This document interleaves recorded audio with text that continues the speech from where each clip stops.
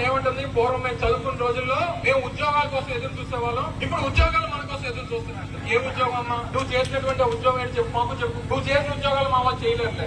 ఒరే half knowledge Gudivada గుడ్డు, నేను చెప్తున్నా, నేను ఆవిడ రాజకీయాల్లోకి రాకముందు గవర్నమెంట్ టీచర్, ప్రభుత్వ ఉపాధ్యాయురాలు. నువ్వేం చేసావు చెప్పు? నేను అడుగుతున్నా, గుడివాడ గుడ్డుని నేను అడుగుతున్నా, నువ్వేం చేసావో చెప్పు. ఆవిడ ఇందులోకి రాజకీయాల్లోకి రాకముందు ఆవిడ టీచర్, తర్వాత రాజకీయాల్లోకి రావాలని ఆ టీచర్ ని వదులుకుని ఈ రోజు రాజకీయాల్లోకి వచ్చింది.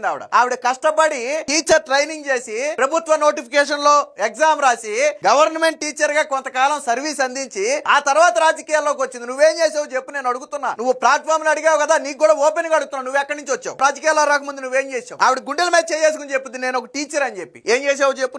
నువ్వు చెప్పి ఏం చేసావు? నువ్వు అడిగావు కదా, దానికి సమాధానం ఇదే. అంటే ఆవిడ ఎక్కడి నుంచి వచ్చిందో కూడా తెలియదు, నువ్వు ఆవిడ గురించి మాట్లాడుతావు. ఆవిడ ప్రభుత్వ ఉపాధ్యాయురాలు, ధైర్యంగా చెప్పుకుంటుంది. ఆవిడ నీలాగా దొడ్డిదారిన రాజకీయాల్లోకి రాలేదు. ఆవిడ కష్టపడి రాజకీయాల్లోకి వచ్చింది, కష్టపడి చదివింది, ఆ రోజుల్లో కష్టపడి ఉద్యోగం సాధించింది, ప్రజలకు ఏదో చేయాలన్న తపనతో ఈ రోజు రాజకీయాల్లోకి వచ్చింది. నువ్వేం చేయాలని వచ్చావు? రాజకీయాల్లోకి దోచుకోవాలని వచ్చావు. ఇద్దరు ఒకటేనా? రాజకీయాల్లో సేవ చేయాలని వచ్చేవాళ్ళు, దోచుకోవడానికి వచ్చేవాళ్ళు ఇద్దరు ఒకటేనా? అలాంటి ఆవిడ గురించి నువ్వు మాట్లాడేది.